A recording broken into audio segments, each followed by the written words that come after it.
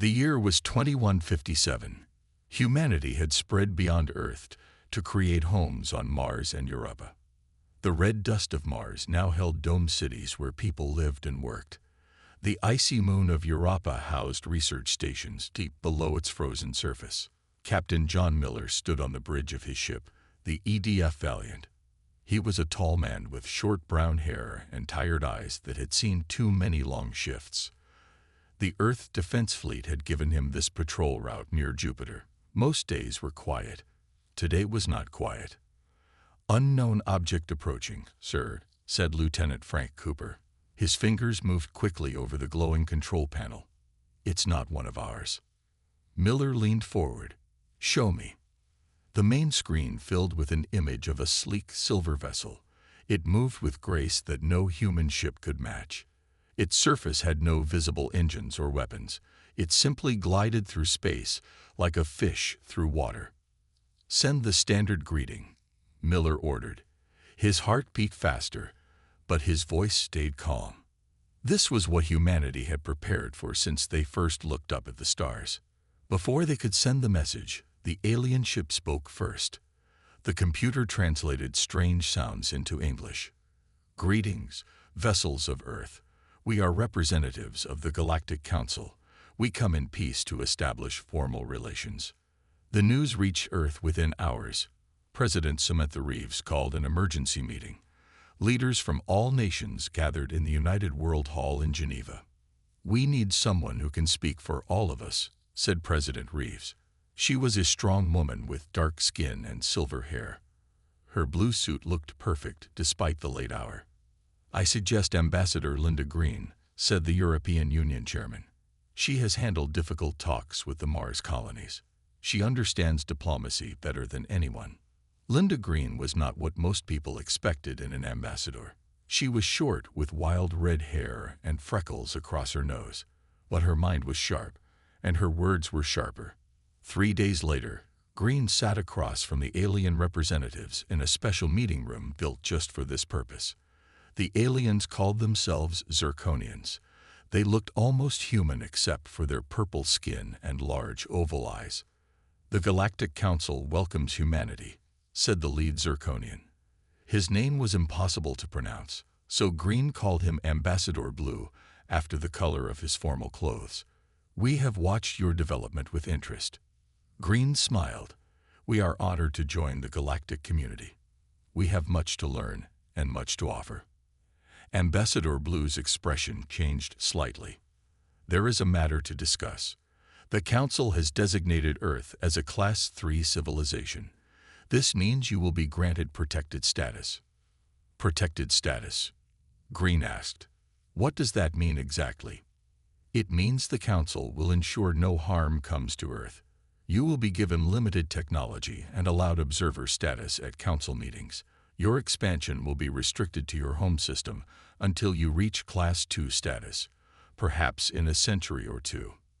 Green's smile faded. "And what would these restrictions involve?" "No further military development. Limited space travel. Resource quotas. These are standard protections for young species." "Young species?" Green's voice grew cold. "You mean primitive species?" Ambassador Blue blinked slowly. "The Council has seen many civilizations rise and fall. Those who expand too quickly often destroy themselves or others. These are not restrictions, but safeguards." The talks continued for days. Green reported back to President Reeves and the United World Council. The mood grew darker with each report. On the final day, President Reeves herself joined the meeting. She listened as Ambassador Blue outlined the final proposal. "This is not a negotiation," she said when he finished. "This is a demand for surrender. Earth will not accept second-class status in the galaxy." Ambassador Blue's purple face darkened. "The alternative could be unpleasant. The Council has maintained peace for 10,000 years by maintaining order." President Reeves stood. "Then perhaps it's time for that order to change. Humanity will not be caged, even in a gilded cage. We refuse your terms." As the Zirconian ship departed Earth orbit, humanity began to prepare. They had made their choice. Whatever came next, they would face it standing. 2 weeks after Earth's refusal, a message arrived from the Galactic Council. They invited Earth to send representatives to their headquarters. President Reeves selected 3 people for this important mission: Admiral Paul Garcia, Dr. Susan White, and Ambassador Linda Green. The Council sent a ship to transport them. It was larger than the first vessel, with smooth walls that changed color like oil on water. Inside, the human delegation found comfortable rooms adapted for their needs. "They've studied us well," Admiral Garcia said. He was a broad man with a thick gray mustache and careful eyes that missed nothing. "Too well, perhaps." Dr. White nodded. She was tall and thin with short black hair and quick hands that never seemed to rest. These accommodations weren't made overnight. They'd been watching us for years. The journey took 7 days. When they arrived, the humans looked out at a massive space station. It was shaped like a wheel with spokes leading to a central hub. Ships of all sizes moved around it like bees around a hive. "Welcome to Unity Station," their Zirconian guide said, "home of the Galactic Council for the past 3,000 years. The station housed representatives from over 50 different species. The humans saw creatures with 6 legs, beings made of crystal, and things that floated in the air without visible support. The blue ones are the Illuri," their guide explained, "natural diplomats. The red-scaled beings are Kreznar, a warrior race but loyal to the Council. The shadow shapes that keep changing, those are the Vox, very mysterious, very old." In the great meeting hall, the human delegation sat at a small table. Around them, alien representatives watched from rising tiers of seats. At the highest point sat the High Council, 7 beings from the oldest member races. High Counselor Thexpa spoke first. He looked almost human except for his silver skin and eyes with 4 pupils each. "We have reviewed Earth's response to our generous offer," he said. His voice was deep and smooth. "Your rejection concerns us. In the history of the Council, few species have refused protected status." Ambassador Green leaned forward. "Earth does not seek protection. We seek partnership." "Partnership?" A Kreznar counselor laughed, a harsh sound like stones grinding. "Your kind has barely left its home system. You have nothing to offer and much to learn." "Perhaps," Admiral Garcia said, "but we will learn on our own terms." For 3 days, the humans attended meetings and presentations. The Council showed the benefits of membership: advanced medicine, faster ships, clean energy, but always with limits, always with restrictions. Between meetings, Dr. White explored the station. She found public computer terminals and gathered information. One night, she woke her colleagues with urgent news. "They've been in our system for decades," she said, showing them files she had copied. "Mining operations beyond Neptune. Research stations watching Earth. They've taken resources from our system without ever asking." "So much for their talk about protecting young species," Garcia said. On the 4th day, the Council presented their final offer. Humans could expand to 3 nearby star systems. They could build limited defenses. They would receive some technology. In return, they would follow Council laws and accept Council oversight for the next 100 years. "This is our most generous offer," Thexpa said. "Few new species receive such terms." Ambassador Green stood up. "And yet it remains unacceptable. Earth will not trade its freedom for security. We will not limit our potential based on your fears." "It is not fear," a Vox counselor said, its form shifting like smoke. "It is experience. Young races expand quickly, consume resources greedily, and often destroy themselves or others. Then help us avoid those mistakes as equals," Green said, "not as subjects." "Impossible," the Kreznar counselor growled. "Your kind is too unpredictable, too aggressive." Admiral Garcia stood. "Then this meeting is over. Earth will find its own path among the stars." As they left the chamber, Thexba called after them. "Consider carefully. The universe is more dangerous than you know. The Council's protection is not offered lightly." Green turned back. Neither is Earth's friendship counselor. Remember that. The human delegation returned to their ship. As they departed, they saw council vessels already heading toward Earth. The warning had not been subtle. Earth needed to prepare, and quickly. Earth changed quickly after the delegation returned. Nations that had fought for centuries now stood together. The Earth Defense Coalition formed, joining military forces from around the world. Everyone knew what was coming. President Reeves addressed the world from Geneva. We stand at a crossroads. The Galactic Council offers us safety at the cost of our freedom. We have chosen a harder path, but the only path worthy of humanity. We will prepare. We will stand firm. We will not bow. Director Henry Walsh ran the new technology division. He was a short man with wild gray hair and hands stained from years of work. The government gave him an underground base in the Rocky Mountains and told him to work miracles. They want us to catch up to aliens in months, he told his team. Aliens who have been traveling between stars for thousands of years. No pressure. His chief engineer was Kate Peterson. She had bright blue hair and a mind that saw solutions where others saw only problems. She worked with pieces of alien technology recovered from crashed scout ships and hidden monitoring stations. Their faster-than-light drive isn't magic, she said one night, after 40 hours without sleep. Her desk was covered with diagrams and coffee cups. It's just physics we haven't discovered yet, but I'm getting close.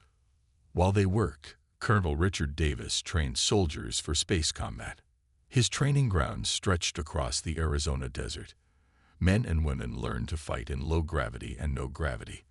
They practiced with new weapons designed to work against alien ships. Forget everything you know about fighting on Earth, Davis told them. His face was weathered like old leather, with a scar running down his right cheek.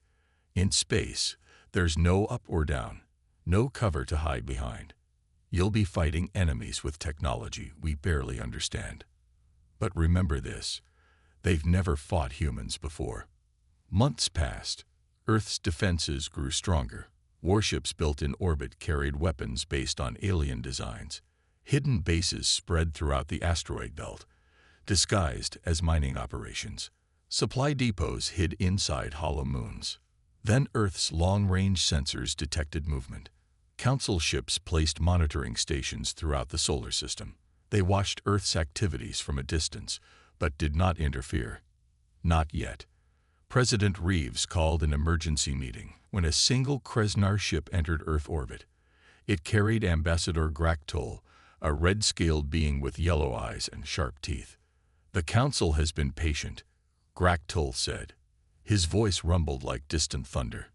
But that patience ends. You have built weapons. You have prepared for war. This violates Council law for protected species. We never agreed to be a protected species, Ambassador Green replied. Earth is a sovereign world. Graktol's yellow eyes narrowed. The Council has dealt with rebellious races before. Accept our terms now, or face pacification. You have 10 Earth days to comply. After the Krasnar left, President Reeves didn't hesitate. Activate Operation Defiant Shield, she ordered. Throughout the solar system, hidden bases came alive. Ships moved into position. Weapons powered up. Earth would not be caught unprepared. Director Walsh's team worked around the clock. Engineer Peterson finally had a breakthrough with the alien drive systems. We can't build our own yet, she told Walsh, but we can disrupt theirs. Make their ships drop out of faster-than-light travel at places we choose. Colonel Davis briefed his special forces. We know they're coming with a peacekeeping fleet. Their goal will be to overwhelm us quickly, force our surrender with minimal damage. Our job is to show them that humans don't surrender. As the deadline approached, President Reeves sent one last message to the Galactic Council. It was short and clear. Humanity chooses freedom. We are prepared to defend that choice. The Council's response came swiftly. A fleet of 50 ships entered the solar system, led by a massive Krasnar battleship. They called it a peacekeeping mission. Earth knew better. The true test was about to begin. The Council fleet entered the solar system in perfect formation. Their ships looked like silver arrows against the blackness of space. On their main vessel, Commander Draxur of the Kreznar studied the displays showing Earth's defenses. "Primitive weapons," he said to his officers. His red scales gleamed under the ship's lights. "Their ships are few and weak. This will be a simple mission." Earth's response surprised him. President Reeves sent a message welcoming the fleet as honored guests. She invited them to send representatives to discuss peaceful cooperation. She even offered to provide supplies if they needed any. "A trick," Draxur growled. "They hope to delay us while they prepare more defenses." Still, the Council had ordered him to give Earth one last chance to accept their terms. He agreed to send landing parties to Mars colony to begin inspection of human military capabilities. On Mars, Colonel Davis waited. His soldiers hid inside buildings and underground tunnels. They wore new armor developed by Walsh's team, designed to withstand alien weapons. "Remember your training," Davis told them through the comm system. "Let them land. Let them feel safe. Wait for my signal." The Kreznar shuttles landed near the main dome of Mars colony. Kreznar soldiers in heavy armor marched out, weapons ready. Their commander, Sub-Leader Krav, demanded to see the colony's military facilities. The human administrator, a small woman named Nancy Baker, smiled politely. "Of course. Right this way." She led them through the dome to a large building marked Defense Center. As the door opened, Krav's sensors detected a problem. "This is a trap," he shouted. Too late. Colonel Davis gave the signal. Hidden panels in the walls slid open. Human soldiers fired new weapons that cut through Kreznar armor like paper. At the same time, the building's floor dropped, sending the aliens tumbling into capture nets below. Across the solar system, similar traps sprung. Council inspection teams found themselves captured or driven back to their ships. Hidden human bases revealed themselves, firing on Council vessels from positions where no bases should have been. In orbit around Jupiter, Captain Steve Johnson commanded the U.S. Defender. His ship was Earth's newest and most advanced vessel, built with technology reverse-engineered from alien designs. "Target the Kreznar flagship," Johnson ordered. He was young for a captain, with dark skin and calm eyes that never showed fear. "Use Peterson's disruption field first." The Defender fired an invisible pulse. On the Kreznar ship, systems flickered and weapons went offline. Before they could recover, the Defender fired again with conventional weapons. Draxur couldn't believe what was happening. How did they disable our shields? This technology should be beyond them. The Council fleet regrouped quickly. They had more ships and more advanced weapons. Soon they pushed back, destroying several human vessels and damaging a base on Ganymede. But Earth had spread its forces throughout the system. When Council ships chased human vessels, they found themselves ambushed by hidden fighters. When they targeted human bases, they discovered decoys while the real bases attacked from behind. "This is not a proper war." Draxur raged as another of his ships reported heavy damage. "They fight like vermin." After 3 days of costly fighting, Draxur received orders from the Council: withdraw and reassess. The humans had proven more dangerous than expected. As the Council fleet prepared to leave the system, Draxur made a final decision. His ship turned toward Europa, home to Earth's largest off-world colony. "If we cannot have victory," he said, "we will leave them with a message." The Kreznar flagship fired its main weapon. The beam cut through Europa's ice and into its core. The moon shattered, killing thousands of human colonists instantly. Captain Johnson watched in horror from the Defender. "They're retreating," his first officer said. "No," Johnson replied, his voice cold with rage. "They're running. And we're going to hunt them down." As the Council fleet disappeared into faster-than-light travel, Earth counted its losses and prepared for war. The Galactic Council had meant to teach humans their place. Instead, they had awakened a sleeping giant. News of Europa's destruction spread across Earth like wildfire. Memorial services were held in every city. Pictures of the lost colony covered walls and screens. Grief turned to anger, and anger to resolve. Recruitment centers couldn't process volunteers fast enough. Ambassador Linda Green had a different mission. While Earth prepared for war, she worked to find allies. She knew humanity couldn't fight the entire Galactic Council alone. "We need friends out there," she told President Reeves. "Someone in the council must disagree with what happened at Europa." The president nodded. The Illyri seemed more reasonable than the others. "Start with them." Green set up secret meetings with Illyri representatives. The blue-skinned aliens were known as diplomats and traitors among the council races. They met in a small station orbiting Venus, hidden from council censors. "What happened at Europa was wrong," said the Illyri ambassador, a slender being named Tala.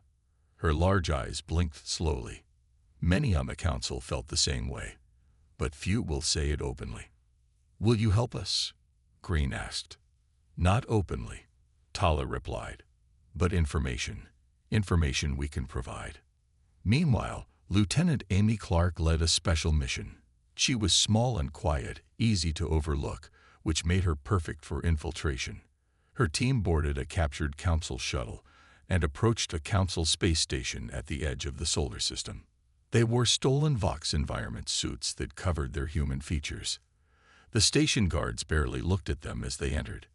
"Act like you belong," Amy whispered to her team. "Remember the plan." While her team created a distraction in the lower levels, Amy slipped into the station's data center. She plugged in a device Engineer Peterson had created. It bypassed security and downloaded classified council data. An alarm sounded just as she finished. Amy ran, dodging guards and jumping into a maintenance shaft. She barely made it back to the shuttle as her team provided covering fire. As they escaped, laser fire from the station hit their engines. They limped back to Earth on backup power, the stolen data intact. Dr. Susan White spent weeks analyzing the stolen files. What she found shocked everyone. "The Council has been doing this for thousands of years," she told a room filled with Earth's leaders. "They find promising species and give them a choice. Accept protection or face destruction. Those who accept protection never advance beyond where the Council allows." "What happens to those who refuse?" Admiral Garcia asked. "Most are destroyed," White answered. "But I found references to others like us, species who fought back. They're scattered across the galaxy, hidden or officially listed as pacified." "Can we contact them?" President Reeves asked. "I think so," White said. "I have coordinates for several worlds." Earth sent secret missions to these coordinates. They found other races with similar stories. The Navar, insect-like beings whose technology had been destroyed.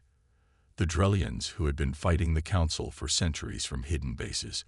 The Xanthi, who had pretended to accept Council rule while secretly building their strength.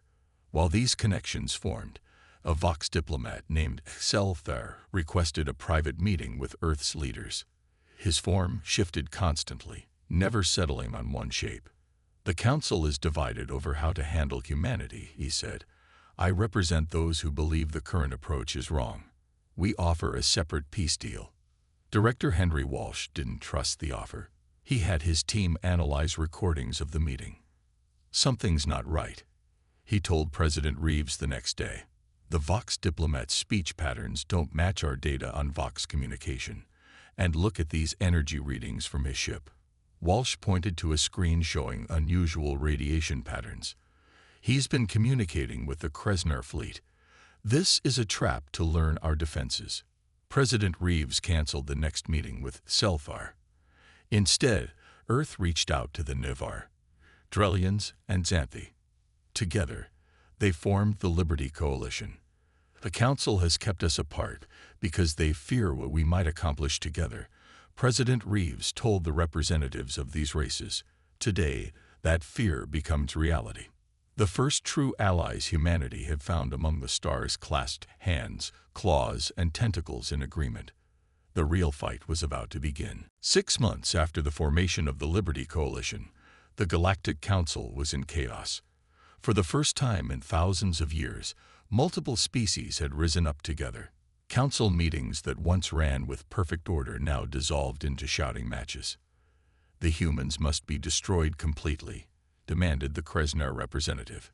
His red scales flared with anger. "Every day they exist, more species question our authority." "Violence has only made things worse," countered the Illuri diplomat. "Perhaps we should consider their demands for equal treatment." High Counselor Thexpa struggled to maintain control. The silver-skinned leader had never faced such a challenge. "We must present a united front. Division makes us weak." But unity was impossible. Some council races secretly supported the rebellion. Others wanted to crush it immediately. The rest simply feared being on the losing side. Captain John Miller led a daring mission into Kreznar territory. His ship, the EDF Valiant, had been upgraded with technology from the Nivar. It could now mask its energy signature, appearing as nothing more than space debris on Kreznar sensors. "Stay alert," Miller told his crew as they approached a major Kreznar shipyard. "We get one shot at this." Their mission: plant special devices designed by engineer K. Peterson. These devices would transmit false data to Kreznar ships, causing them to misidentify targets. Miller's team moved in spacesuits through the massive yard where Kreznar warships were built. They placed the devices at key points, working quickly and silently. When a guard patrol appeared, they froze in place, their special suits blending into the station's surface. One guard stopped just feet from Ensign Larry Woods. The Kreznar sniffed the air with its forked tongue, sensing something wrong. Just as it raised its weapon, Miller created a distraction by releasing a small drone on the far side of the yard. The guards rushed toward the noise. Miller's team finished their work and returned to the ship. Devices planted, Miller reported to Earth Command. Phase 1 complete. Back on Earth, Engineer Peterson put the final touches on her revolutionary shield technology. It could absorb energy from enemy weapons and use it to strengthen the shield itself. "The first hit will still hurt," she explained to Admiral Garcia. Her blue hair was now streaked with gray from months of stress. "But each attack after that makes us stronger, not weaker." "How many ships can we equip?" Garcia asked. "Every ship in the fleet, if you give me 2 more weeks," Peterson replied. Garcia nodded. "You have 10 days. The Liberty Coalition is ready to move." The coalition had planned a bold strategy. Instead of facing the Council's main fleets directly, they would strike at infrastructure, communication relays, supply depots, and transportation hubs. Cut off from each other, the Council races would find it harder to coordinate their defenses. The attacks began simultaneously across 12 sectors of Council space. Earth ships hit communication centers. Drellian forces targeted supply lines. Navar specialists disabled defense systems. Xanthi ships provided cover and quick escapes when needed. The Council was caught off guard by the coordinated assault. They had expected a direct attack on their core worlds, not this spread of smaller strikes that crippled their ability to respond. During a heated emergency session, an assassin killed High Counselor Thexpa. No one knew which side the assassin worked for, but suspicion fell on everyone. Council races began accusing each other of treachery. The Kreznar, always aggressive, declared they would handle the human problem themselves. They withdrew their ships from Council control and gathered a massive fleet. "The time for half measures is over," announced Kreznar war leader Gorvin. "We will destroy the human homeworld, and any who stand with them." Meanwhile, Admiral Garcia's fleet achieved a major victory at Proxima Centauri, destroying a Council monitoring station and capturing valuable technology. As they secured the area, Garcia received an urgent message from President Reeves. "The Kreznar have left the Council," she said. "Our intelligence suggests they're planning something big. All ships return to Sol system immediately." Garcia looked at the star map showing his fleet's position. "We'll never make it in time," he whispered. Earth would face the Krasnar rage alone. Earth detected the Krasnar fleet 3 days before it arrived. Hundreds of warships, led by a massive vessel that dwarfed anything humans had built. Scans showed it carried planet-killer weapons, devices designed to crack a world open like an egg. President Reeves addressed the planet from an underground bunker. "Citizens of Earth, the enemy approaches with weapons meant to destroy our home. But they will find that humans don't surrender, and we don't die easily. Every ship, every weapon, every person is now committed to this fight. We stand together, or we fall together." Engineer Peterson worked frantically to install her shield technology on Earth's orbital defense platforms. She hadn't slept in days. Her hands shook as she made final adjustments. "Will it hold?" Director Walsh asked. He looked as tired as she felt. "Against normal weapons, yes," Peterson said. "Against planet killers, I don't know. No one's ever tried to stop one before." The Krasnar fleet arrived in a massive flash of light. War leader Gorvin stood on the bridge of his flagship, the Void Cleaver. His red scales had darkened with age, and battle scars covered his face. "Begin the attack," he ordered. "No warnings, no demands for surrender. This world dies today." Krasnar ships moved into position around Earth, their weapons powered up, glowing with deadly energy. Then they fired. Earth's new shield flared to life. The first hits hammered the defensive grid. Power stations across the planet dimmed as they fed energy to the shields. Buildings shook. The sky turned strange colors as energy dispersed through the atmosphere. But the shield held. "Impossible," Gorvin roared. "Hit them again." Full power. The second barrage was stronger. Peterson's technology absorbed the energy, growing stronger, just as she had designed. But the planet killer on the Void Cleaver was different. Its beam cut through the reinforced shield at one point, burning a path to the surface. It hit the Pacific Ocean, vaporizing water for miles and triggering massive tsunamis. Colonel Richard Davis led the counterattack. His forces had been held in reserve, hidden inside asteroids that the Krasnar had dismissed as debris. Now they surged forward, attacking the Krasnar fleet from behind. "Target their engines," Davis ordered. "Don't let them reposition that planet killer." Human ships darted between larger Krasnar vessels. They were outgunned but not outmaneuvered. Davis had trained his pilots for exactly this fight. On Earth, Peterson traced the energy signature of the planet killer weapon. "It's generating a frequency our shields can't handle," she told Walsh. "But if we knew exactly how it worked, we might be able to counter it." At that moment, the first ships from the Liberty Coalition arrived. The insect-like Navar, the stealthy Drellians, the adaptable Xanthi.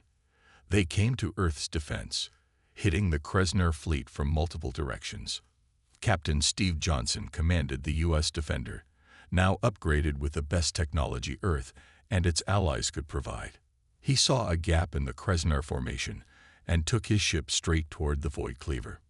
"Sir," his first officer said, "their next shot will destroy half of North America. We can't stop it with our weapons." Johnson looked at the massive Krasnar flagship on his screen. "No, but we can stop it with our ship." He opened a channel to Earth Command. "This is Captain Johnson. We're going in. Tell my family I love them." The Defender accelerated to maximum speed, aiming directly for the planet killer weapon as it powered up for another shot. Point defense lasers tracked the human ship, scoring hits along its hull. Systems failed. Crew members died at their posts, but the ship stayed on course. At the last moment, Johnson ordered all power to the engines. The Defender slammed into the planet killer weapon just as it fired. The resulting explosion tore a massive hole in the Void Cleaver's side. Meanwhile, Dr. Susan White had been analyzing data from the Krasnar ships. "They use bioneural systems," she reported. "Living tissue integrated with their technology. It's why they're so responsive in battle. And every living thing has weaknesses," Peterson said, understanding immediately. "Can we exploit it?" White nodded. "I've already designed a virus that should disrupt their systems, but we need to get it inside their network. The battle raged for hours. Earth took heavy damage. Millions died from the tsunami and orbital strikes. But the Krasner couldn't deliver the killing blow, not with the Void Cleaver crippled by Johnson's sacrifice. Finally, a small team led by Lieutenant Amy Clark managed to board a damaged Krasner ship. They uploaded White's virus into the ship's systems. It spread through the Krasner fleet like wildfire, jumping from ship to ship through their communication networks. Across the battlefield, Krasner vessels began to drift. Weapons powered down. Engines failed. The mighty fleet that had come to destroy Earth now floated helpless in space. 3 weeks after the battle for Earth, the remaining members of the Galactic Council sent a message. They wanted to talk peace. This time, they came to Earth. Representatives from 27 council races arrived in ships that moved cautiously, weapons powered down. They landed at the new United Earth spaceport built in the plains of Kansas. Ambassador Linda Green met them there, along with delegates from the Liberty Coalition. "Welcome to Earth," Green said. Her red hair was now streaked with white, her face lined with the stress of war. "We're ready to discuss terms." The lead council representative, an Illyri named Varen, bowed slightly. "The council acknowledges that mistakes were made. We come prepared to listen, not dictate." The peace talks took place in a large dome with windows that showed Earth's blue sky. Admiral Garcia sat beside President Reeves, still wearing the mourning band for Captain Johnson, and all the others lost in the war. "The old council is finished," Varen admitted. "Too many races have seen the flaws in our system. We propose a new organization, one where all species have equal voice. Even the newly discovered ones." Green asked. "The ones you've kept hidden and controlled for centuries?" "All species," Varen confirmed. "That is our offer." President Reeves leaned forward. "Not good enough. We want guarantees. No race will ever again be classified as primitive or protected without their consent. Military force will never again be used to pacify developing worlds." The negotiations lasted days. Sometimes voices were raised. Sometimes delegates walked out. But they always returned. Everyone had seen the cost of war. No one wanted to pay it again. Finally, a new charter was signed. The old Galactic Council was dissolved. A new galactic alliance would take its place, with representatives from all known species, including those previously suppressed. As the delegates prepared to leave, Admiral Garcia approached the Krasner representative, a younger, less aggressive member of their species named Kor. "Your people fought well," Garcia said. "I respect courage, even in an enemy." Kor's yellow eyes studied the human. "And your people fought with honor, even in victory. Perhaps in time, we can be more than former enemies." Across Earth, memorial services honored the fallen. In Geneva, a statue was unveiled showing Captain Johnson and his crew. The inscription read, "They gave their lives so Earth might live." Humanity began helping its allies rebuild. The Navar, whose world had been stripped of resources, received aid to restore their forests. The Drellians, who had been fighting from hidden bases for generations, could finally return to their home planets. The Xanthi, forced to hide their true technological abilities, now shared them openly. These efforts weren't simple charity. Each species brought unique knowledge and skills. Together, they learned and grew stronger than any could alone. 6 months after the peace agreement, engineer Kate Peterson stood in a massive hangar at the edge of Earth's atmosphere. Before her was humanity's first true faster-than-light ship, the Defiant. It incorporated technology from all the Liberty Coalition members, but its heart was human. Director Walsh stood beside her, looking at the sleek vessel, ready to make history again. Peterson nodded. "The test flight is tomorrow. 2 days to Alpha Centauri and back." "The Council would never have allowed this," Walsh said. "They would have kept us confined to our solar system for centuries, which is exactly why we refused their peace offers," Peterson replied. President Reeves gave a speech at the launch ceremony. Delegates from 50 worlds attended, including former council members now part of the alliance. Humanity refused to be limited, she said as the Defiant prepared for departure. We refuse to accept less than our full potential. That refusal cost us dearly in lives and suffering. But it also brought us here, to a new beginning not just for Earth, but for all species who desire freedom and equality. The Defiant rose slowly, then faster, its new engines glowing with energy no human ship had ever controlled before. It passed the Moon in seconds, then Mars, then the asteroid belt. At the edge of the solar system, it paused briefly. Then, in a flash of light that represented humanity's unbreakable spirit, it vanished into the depths of space, carrying Earth's defiant message to the stars.